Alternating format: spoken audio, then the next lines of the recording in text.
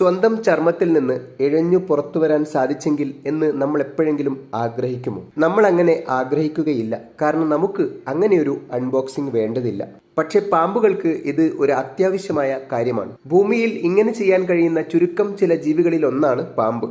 ഈ ചർമ്മം അഴിക്കൽ പ്രക്രിയക്ക് എക്ഡിസിസ് എന്നാണ് പേര്. ചെറിയ വളരെ സൂക്ഷ്മമായ അടരുകളായി തൊലിപൊഴിക്കുന്ന നമ്മളിൽ നിന്ന് പാമ്പ് തീർത്തും വ്യത്യസ്തമാണ്. നമ്മളിൽ ദിനേന മൃദുകോശങ്ങളായും നമ്മുടെ പഴയ തൊലി പൊടിഞ്ഞു വീഴും. ഒരു പഠനപ്രകാരം മുറിയിലെ 90% പൊടിയും നമ്മുടെ മൃദുകോശങ്ങളാണത്രേ. പക്ഷെ പാമ്പിന് ഈ വിദ്യകളൊന്നുമില്ല. അകത്തെ മൃദുവായ ഡെർമിസ് എന്ന പാളിയും പുറത്തെ എപ്പിഡെർമിസ് എന്ന കരോട്ടിൻ പാളിയും ഊരിക്കളഞ്ഞേ പറ്റൂ. നമ്മുടെ ചർമ്മത്തിലും കരോട്ടിൻ അല്ലെങ്കിൽ കെരാറ്റിൻ ഉണ്ട്. പക്ഷെ അത് വ്യക്തിഗത ശൽക്കങ്ങളായാണ് നിലകൊള്ളുന്നത്. പക്ഷെ പാമ്പിന് ഈ എപ്പിഡെർമിസ് എന്ന പാളി വികസിക്കുന്നില്ല, വളരും തോറും മുറുകി വരും. നമുക്കിതിനെ ശരിയായി മനസ്സിലാക്കണമെങ്കിൽ ഒരു ഉദാഹരണം പറയാം. നമ്മൾ ശരീരത്തിലൊരു ഡ്രസ്സ് ധരിച്ചു, വളർന്ന് വലുതാകുമ്പോഴും അതേ ഡ്രസ്സിൽ തന്നെ തുടരുകയാണെങ്കിൽ നമുക്ക് മുറുക്കവും അസ്വസ്ഥതയും എങ്ങനെ അനുഭവപ്പെടുമോ, ഇതുപോലെ തന്നെയാണ് പാമ്പുകൾക്ക് പഴയ തൊലിയും.